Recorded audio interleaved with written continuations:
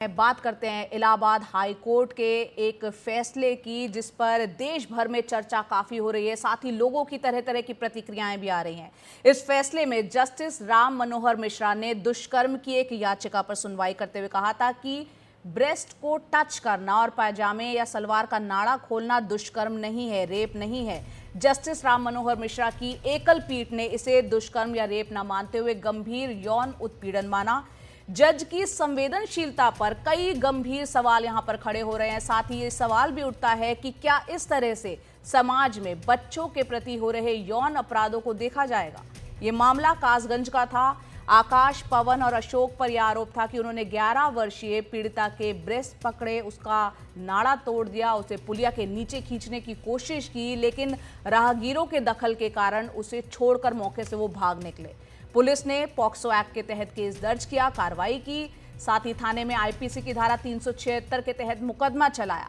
लेकिन हाईकोर्ट ने सुनवाई के बाद कहा कि दुष्कर्म के आरोप में जारी समन विधि सम्मत नहीं है।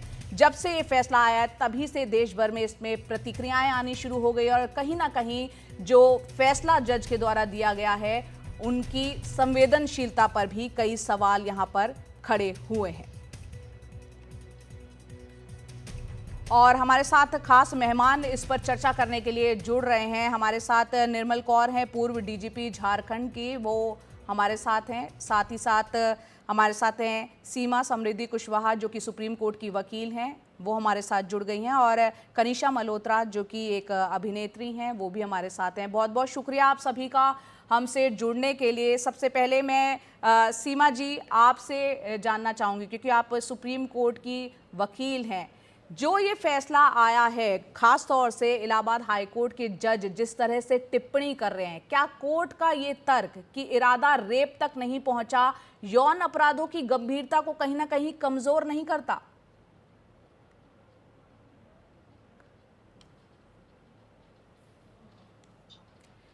मैम, आपको अनम्यूट करना होगा खुद को।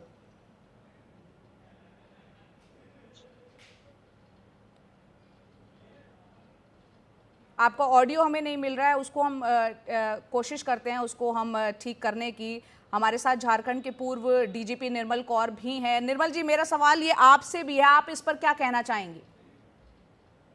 ये जो घटना हुई है, दुर्भाग्यपूर्ण घटना, जो कि रोज आए दिन जैसे हम बात कर रहे हैं इस समय भी हजारों हो रही होंगी देश में। कभी कभी ऐसी घटनाएं प्रकाश में आती हैं और कभी कभी पुलिस इनका संज्ञान लेती है और सही रूप से संज्ञान लेती है। उसमें अदालत का इस तरह का रवैया देखिए, ये जो आप लोग यंग जनरेशन है, रेप के अगेंस्ट बहुत लड़ाइयाँ लड़ी हैं। एक फोरम फॉर बना था विमेन अगेंस्ट रेप का, वो पिछले दशक में बहुत उन्होंने लड़ाइयाँ लड़ी। पहले तो ऐसा था कि अगर आपने प्रूव कर दिया कि लेडी का रेपुटेशन लूज है तब वो रेप नहीं बनता है। एक 2 फिंगर टेस्ट होता था कि 2 फिंगर अगर उसके वजाइना में जा रही है तभी वो बनता है।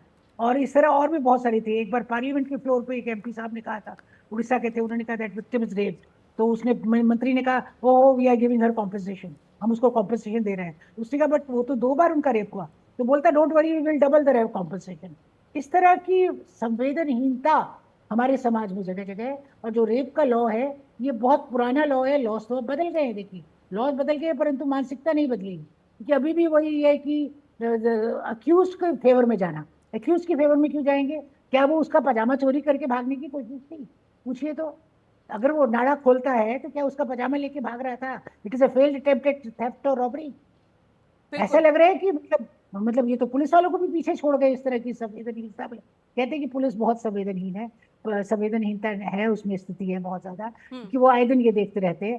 परंतु माननीय अदालत को बहुत इसका संज्ञान लेना चाहिए था। अटेम्प्ट टू रेप का मतलब क्या हुआ कि वो एक्चुअली अगर वो हल्ला नहीं करती, it is just touch and go.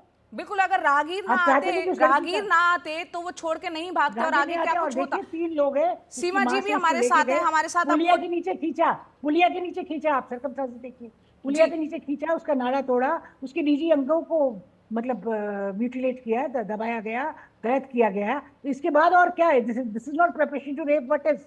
हम्म क्या definitely it is not attempt to robbery of पजामा। हम्म हम्म जैसे कि ऐसा लग रहा है कि वो तो रॉबरी थी पजामा की, और जिसमें कि माननीय न्याय पुलिस ने कुछ गलत केस कर लिया। चलिए, इस इस तरह चर्चा का में हम कुछ लग रहा है। सुप्रीम कोर्ट की वकील और बाकी अन्य मेहमान उनको भी शामिल कर लेते हैं। सीमा जी, यहाँ पर क्या कानून में बदलाव की जरूरत है या सोच में बदलाव की जरूरत है?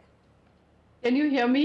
या आई कैन, बताइए यस यस। बताइए। एक्चुअली मैम, ये अटेम्प्ट टू रेप का भी नहीं, ये रेप का मैटर है डायरेक्टली। अगर हम दो तीन चीज बहुत इंपॉर्टेंट है। आफ्टर निर्भया केस जो रेप लॉ में अमेंडमेंट किया गया 2018 में, जो डेफिनेशन 375 जो डेफिनेशन क्लॉज है उसका हम बी पोर्शन पढ़ते हैं, ए बी 3-4 उसके क्लॉजेज हैं, जिसमें बी क्या कहता है, insert to any extent to any object or a part of the body।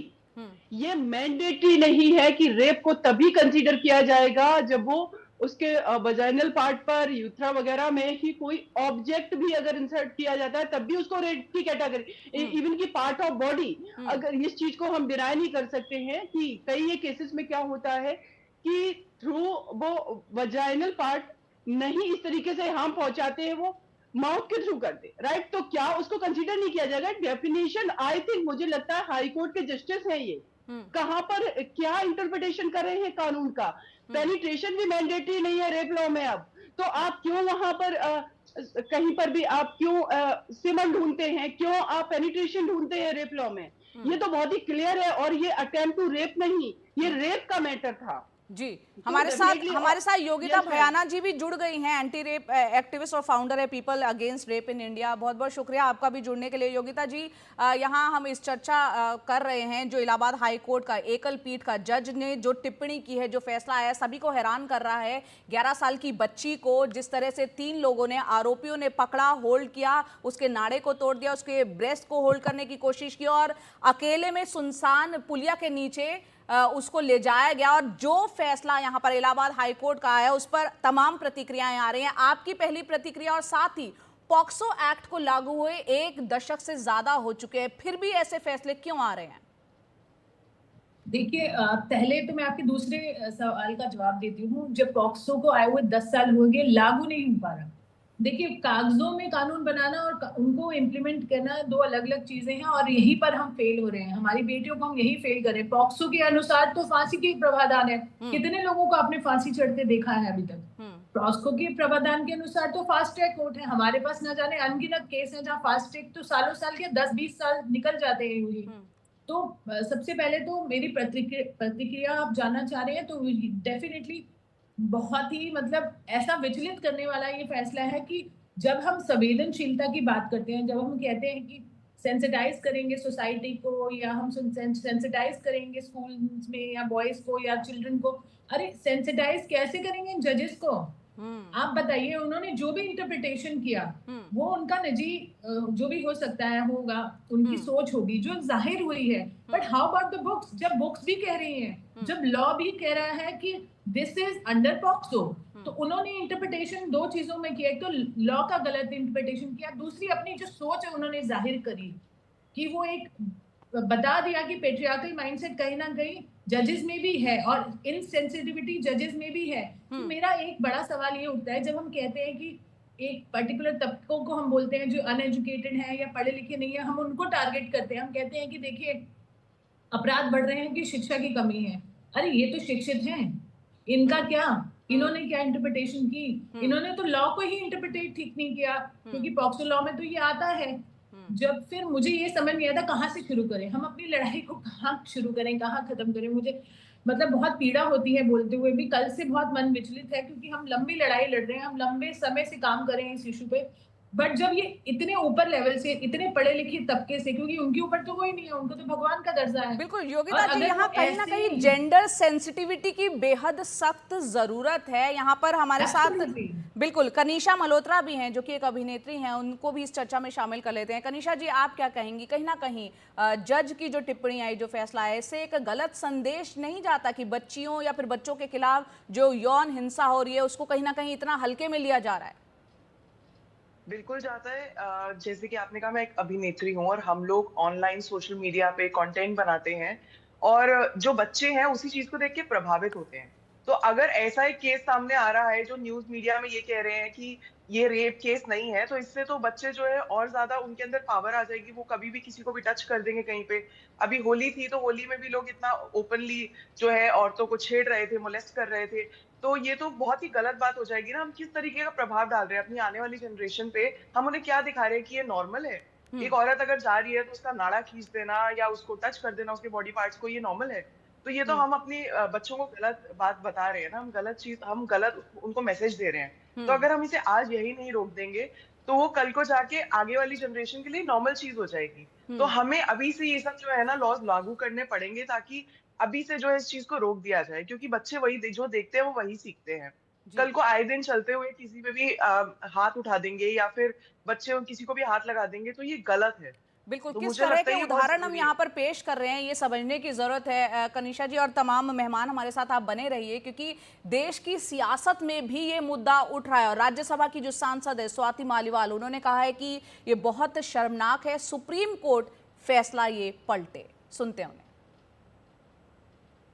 Rajya Sabha सांसद स्वाति मालीवाल हमारे साथ है। मैम, इलाहाबाद हाईकोर्ट का एक अजीबोगरीब ये उनके जज का ये बयान आया है, उस पर अब क्या कहेंगे कि उसको रेप की कोशिश नहीं माना जा सकता, क्या कहेंगे?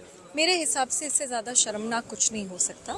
हमारे देश में महिलाओं के खिलाफ अपराध बहुत ज़्यादा हैं और ऐसे में इलाहाबाद हाईकोर्ट का ये बहुत ही ज़्यादा शर्मनाक बयान, मैं इसकी कड़ी निंदा करती हूँ और मैं चाहूँगी कि ऑनरेबल सुप्रीम कोर्ट इस मैटर में इमीडिएटली इंटरवीन करे और इस जजमेंट को पूरी तरीके से रिवर्स करे। क्या समाज में वो मैसेज देना चाहते हैं?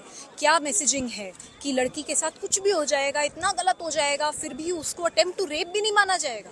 So I think it is very unfortunate and I think this judgment needs to be reversed. आपको क्या लगता है तकनीकी चीज़ों में ये सब चीज़ें फंस जाती हैं, टेक्निकल बातें हो जाती हैं? जी, मैं बिल्कुल मानती हूँ। आज भी हमारे देश में न्याय पाना एक बहुत लंबी और बहुत खतरनाक लड़ाई है और बहुत कम महिलाएं इस लड़ाई को झेल पाती हैं। बच्चियाँ बहुत कम ऐसी हैं जो अंत तक लड़ती रहती हैं। ऐसे में अगर समाज और पूरी हमारे इंस्टीट्यूशंस लड़की को सपोर्ट ना करके, विक्टिम को सपोर्ट ना करके अगर इस तरीके की बयानबाजी में पड़ेंगे तो मुझे लगता है कि बहुत ही ज़्यादा अनफॉर्चुनेट है and I really want that this judgement is reversed. जिस जज ने ऐसा बयान दिया है उनको भी लेकर भी सोशल मीडिया पे काफ़ी कुछ कहा जा रहा है। आपको लगता है कि उस जज के बारे में भी ये रिफ्लेक्ट करता है? जी, मुझे लगता है कि ये काफ़ी इनसेंसिटिव है और ऑनरेबल सुप्रीम कोर्ट को मैटर में इमीडिएटली इंटरवीन करना चाहिए। तो यहाँ पर आपने स्वाति मालीवाल को सुना। यहाँ पर सीमा जी, आप सुप्रीम कोर्ट में वकील हैं, क्या आपको लगता है कि हाई कोर्ट के ऐसे फैसले जब आते हैं तो सुप्रीम कोर्ट को ऐसे मामले में हस्तक्षेप कर लेना चाहिए, या फिर ये हाई कोर्ट की स्वायत्ता का सवाल फिर हो जाएगा? मैम, ये बिल्कुल भी हाई कोर्ट की स्वायत्ता का सवाल नहीं है। सुप्रीम कोर्ट को भी इंटरफेयर करना चाहिए और सबसे ज्यादा जरूरी है कि इसमें जो आर्टिकल 129 और 215 जो कि है सुप्रीम कोर्ट और हाई कोर्ट के जजेस को राइट देता है कंटेम्प्ट ऑफ कोर्ट का, उसकी एक इंटरप्रिटेशन बहुत ज्यादा जरूरी है। क्योंकि अगर आपको राइट है इंटरप्रिटेट करने का, अगर आपको राइट है कंटेम्प्ट करने का, तो फिर डेफिनेटली जो आम पब्लिक है या जो पीड़ित है या जो एक लार्जेस्ट लेवल पे डिबेट और डिस्कशन होना चाहिए वो नहीं हो पाता है डर के वजह से। तो सुप्रीम कोर्ट को भी इसमें सोमोटो कॉग्निजेंस ले करके इस मैटर को सॉर्ट आउट करना चाहिए, क्योंकि ये सिर्फ एक पर्टिकुलर केस नहीं है। ऐसे कितने सारे केसेस हैं जब रेप लॉ में चेंज हुआ उसके बावजूद भी ना पुलिस के पास वो सफिशिएंट ट्रेनिंग है, ना उनके माइंडसेट चेंज हुए। और सबसे दुख की बात तो ये कि जब सिटिंग प्रिसाइडिंग ऑफिसर जो जस्टिस है हाई कोर्ट के वो इंटरप्रिटेशन कर रहे हैं, तो जो ट्रायल कोर्ट है वहां पर क्या इंपैक्ट पड़ेगा?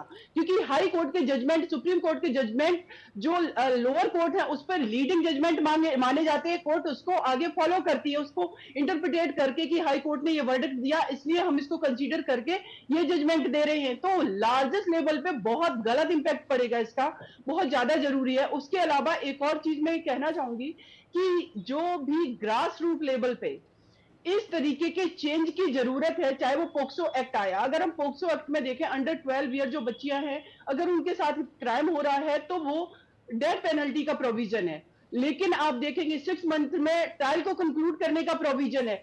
6 मंथ में एफएसएल रिपोर्ट नहीं आप सबमिट कर पा रहे हैं तो आप ट्रायल कैसे कंक्लूड करेंगे? तो ओवरऑल मुझे लगता है इंडिया में सबसे ज्यादा जुडिशरी में रिफॉर्म की रिक्वायरमेंट है। यहाँ पर ये कह करके कि कानून ये कंटेम्प्ट ऑफ कोर्ट हो जाएगा, हम इस चीज को डिनाई नहीं कर सकते। जी योगिता जी, यहाँ कानून में और जिस तरह से जजेस की ये टिप्पणी आई है, कहीं ना कहीं एक मेजर रिफॉर्म की जरूरत है और यहाँ सवाल ये उठ रहा है कि जेंडर सेंसिटिविटी आखिरकार कैसे लाई जाए। यहाँ तो पढ़े लिखे जज जब इस तरह की टिप्पणी कर रहे हैं।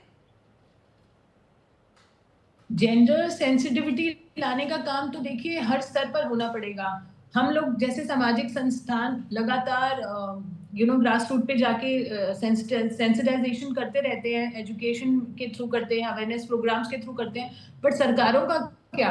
जब एक बजट दिया गया है आफ्टर निर्भया, और उसके बाद भी निर्भया फंड का यूटिलाइजेशन अवेयरनेस प्रोग्राम्स में हो ही नहीं रहा। ना जजेस की जेंडर सेंसिटाइजेशन कर ही नहीं सकते आप। जब आपने बोल दिया कि जजेस की सेंसिटाइजेशन करना है, तो उनकी ईगो इतनी हाई है कि अरे हमें सेंसिटाइजेशन की क्या जरूरत है, हम तो इतने पढ़े लिखे हैं, तो वहां तक तो जा ही नहीं पाएंगे। बट यहाँ पॉलिटिशियंस की सेंसिटाइजेशन, पुलिस की सेंसिटाइजेशन, हर तबके की, चाहे वो पढ़ा लिखा अपने आप को समझता हो, यूपीएससी क्लियर करके आता हो, बट उसकी interpretation gender sensitisation is different thing. इसीलिए एक एप्टीट्यूड जरूरी है कि किस तरह के लोगों को आप भर्ती करते हैं। क्यों ना ये पहले से ही जांच लिया जाए। अगर आप रिटन टेस्ट लेते हैं, अगर आप कुछ भी करते हैं, उससे पहले क्यों नहीं जान लिया जाए उसकी मानसिकता क्या है? वो भी तो होना जरूरी है ना योगिता जी। लेकिन ये तो बहुत ही हर लेवल पर होना बिल्कुल, ये बहुत जरूरी पॉइंट आपने बताया, लेकिन ये स्थिति बहुत ही कॉम्प्लेक्स हो जाती है जब यहाँ पे जजेस का चुनाव होता है। निर्मल जी, यहाँ पर क्या ऐसे जो फैसले आते हैं, इलाहाबाद हाईकोर्ट का ये फैसला आया, पीड़ितों को कहीं ना कहीं न्याय मांगने के लिए हतोत्साहित भी करेगा? जाहिर सी बात है। जी बिल्कुल बिल्कुल, ये तो समझ में आ रहा है कि समाज मतलब उस विक्टिम को ही दोबारा पिनलाइज करता है। कहते हैं ना कि जो रेप में औरत 3 बार मतलब रेप होता है, एक बार तो जो पीड़ित करता है, उसके बाद जो पुलिस सिस्टम करता है, उसके बाद जो कोर्ट्स करती है। तो देखिए यहाँ पर ऑब्वियसली जैसे हमारी महिला साथी सीमा जी ने बताया, सीमा जी ने कुछ बहुत वैलिड पॉइंट कहे। उन्होंने कहा कि ये जो है एक्चुअल रेप का मामला है, जो नए कानून के मतलब, तो नया कानून जजेस को ना मालूम है, ना उनकी स्पिरिट मालूम है, ना लेटर मालूम है, ना स्पिरिट ऑफ द जस्टिस मालूम है। ये तो वो 100 साल पुराने आर्केइक लॉ जिसमें अटेम्प्ट टू रेप था, जब एक्चुअली वो वजाइना को टच करेगा और पेनिट्रेट नहीं कर पाएगा, that was attempt to rape in those days. और वही डेफिनेशन वो यहाँ लगा रहे। अब वो कैसे होगा भाई? ये तो नहीं चलेगा। अब तो लॉज इतने बदल गए हैं, मानव समाज बदला है और सब कुछ बदला है, तो अगर वो संवेदनशील नहीं होंगे तो क्या करेंगे? एक और बहुत वैलिड पॉइंट जो सीमा जी ने बोला, वो था कॉन्टेम्प्ट ऑफ कोर्ट का। बात बात में आप डराते हैं सबको कि कॉन्टेम्प्ट ऑफ कोर्ट हो जाएगा। किस चीज का कॉन्टेम्प्ट ऑफ कोर्ट? आप अपने व्यक्तिगत जीवन में कहीं जा रहे हैं, वहां बैरिकेड लगे हैं, इलाहाबाद हाईकोर्ट का ही जज एक डिसीजन है, ब्रह्म प्रकाश का कोई जज के बारे में, बैरिकेड लगे हैं, उसको कॉन्टेम्प्ट ऑफ कोर्ट पाया गया क्योंकि he could not visit his son. जैसे कि पुलिस ने जानबूझ के उनके लिए बैरिकेड लगाए हो, ट्रैफिक अरेंजमेंट में बैरिकेड लगे हैं। जज साहब है, मतलब किसी गलत स्थिति में कहीं पाए जाते हैं किसी गेस्ट हाउस में, अगर वहां पे कोई जाके रेड करता है, नहीं पता होता कि वो माननीय, मतलब इस तरह की बहुत सारी बातें हैं। हाँ। जो कि अभी देखिए, हाल का देखिए, अभी वर्मा साहब का ट्रांसफर हुआ, करोड़ों रुपए घर से निकले हैं। क्या ये ट्रांसफर का केस है, ये एफआईआर का केस है?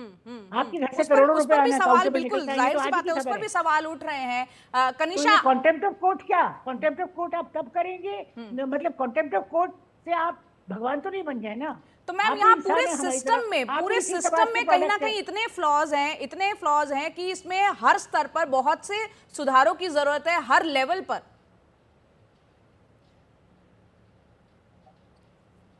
जी बिल्कुल, ये तो कानून में इतनी लैकुनाई है। और कानून से ज्यादा देखिए, कानून से ज्यादा जो कानून को जो अप्लाई करते हैं, उनकी मानसिकता में बहुत संवेदनशीलता की जरूरत है, जो कि परिस्थिति को देखते हुए, मौके को देखते हुए, जो स्पिरिट ऑफ द लॉ है, स्पिरिट ऑफ द लॉ को पूरा इम्प्लीमेंट करे। यहाँ तो स्पिरिट और लेटर दोनों ही वायलेट हुए।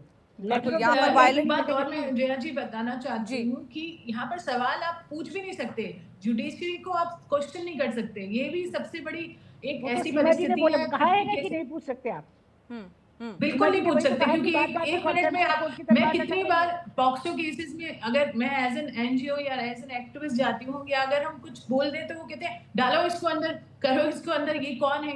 मतलब they think they are like very big and they can't just be question. तो ये बहुत एक, मतलब ये जो हमने उनको भगवान का दर्जा दे दिया ना, वो मुझे लगता है। और योगिता जी, जबकि हमारे डेमोक्रेसी में 4 जो पिलर्स माने जाते हैं, जुडिशरी भी उनमें से एक है, और यहाँ पर चेक और बैलेंस की व्यवस्था है, बावजूद इसके, जैसा कि आप बता रही हैं कि यहाँ सवाल जब उठते हैं तो उल्टा आप ही पे सवाल खड़े कर दिए जाते हैं। यहाँ पर कनिषा भी है। कनिषा, आप भी इस चर्चा में शामिल होते हुए बताएं, क्योंकि आप एक अभिनेत्री हैं, आप अपनी फील्ड में आसपास क्या देखती हैं और खासतौर से बच्चों को लेकर?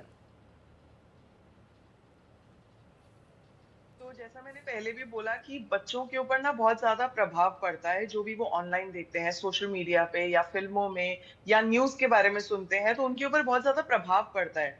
तो एक जो बच्चे का ब्रेन होता है ना, वो बचपन से ही जो है ना, अगर आप उनको जो सिखा देना वही होता है। तो जैसे कि मैम ने भी बोला भी, निर्मला जी ने, कि अब हमें जो है ना, जरूरी है कि हम घर में उनको सिखाएं चीजें। बहुत जरूरी है कि हम उन्हें बचपन से ही, सीमा जी ने भी बोला कि जरूरी है बहुत ज्यादा कि ना बचपन से सिखाया जाए बच्चों को ये चीजें, घर में सिखाया जाए, माँ बाप सिखाएं। ठीक है, जो जजेस वगैरह बोल रहे हैं वो है, लेकिन अगर आप बच्चों को सिखाएंगे कि आपको नहीं बेटा, this is good touch and bad touch, then वो बचपन से ही सीखेंगे ये चीजें।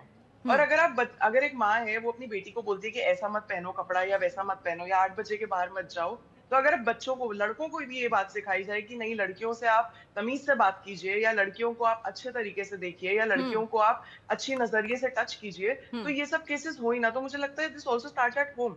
तो अगर आप सोशल मीडिया पे भी कुछ चीजें दिखा रहे हैं, तो सोशल मीडिया पे भी बहुत कुछ ऐसा है जो बैन कर देना चाहिए। मुझे ऐसा लगता है बहुत बार ऐसा होता है सोशल मीडिया पे जानबूझ के चीजें दिखाई जाती है, जिससे लोग जो है प्रभावित होते हैं, बच्चे बिल्कुल। प्रभावित और होते हैं, आजकल जो क्योंकि उनका लाइक्स brain का है, और वो ज्यादा बचपन से में बनना ज्यादा शुरू हो जाता है, तो वो सब्सक्राइब करवाने और इन देखते सब हैं, का वही चक्कर सीखते चल रहा है, तो कहीं ना कहीं उस पर भी एक नजर Yes. रखने की जरूरत है। आप सभी बने रहे हमारे साथ। यहाँ केंद्रीय महिला और बाल विकास मंत्री हैं अन्नपूर्णा देवी, उन्होंने कहा है कि इस फैसले का समाज पर कहीं ना कहीं गलत असर पड़ेगा। उनसे बातचीत की हमारे सहयोगी ने, वो भी सुन लेते हैं।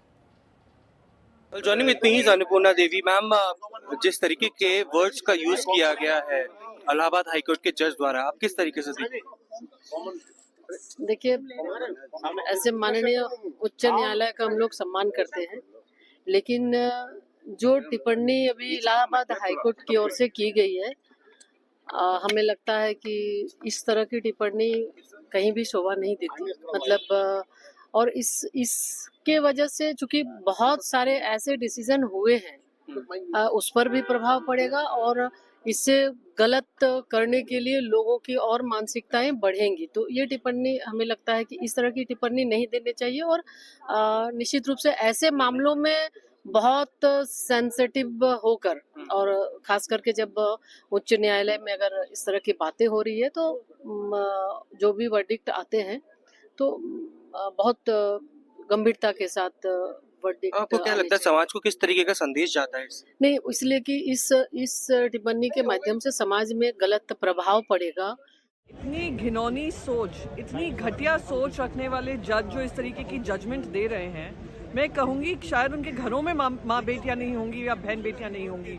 मैं लॉ मिनिस्टर से आज जाकर अपील करने वाली हूँ कि ऐसे घटिया जज जिसकी इतनी घिनौनी मानसिकता हो, उनको जज के पदवी पे रहने लायक नहीं है, उनको हटाना चाहिए, दफा करना चाहिए और ये जो जजमेंट है उसको ओवरटर्न करना चाहिए। मैं हैरान हूँ कि आजकल भी ऐसे लोग हैं जो इस तरीके की मानसिकता रखते हैं। मैं तो बहुत हैरान हूँ और मुझे बड़ी शर्म आ रही है कि हमारे देश के एक हाई कोर्ट के अंदर इस तरीके के फैसले किए जा रहे हैं। मैं देश की सबसे बड़ी अदालत और चीफ जस्टिस साहब से निवेदन करूंगा कि इसको वो स्वतः इसका नोट लें और इस जजमेंट को सुप्रीम कोर्ट रिव्यू करे और इसके अंदर न्याय करे और इस तरीके के फैसले ना लिए जाएं।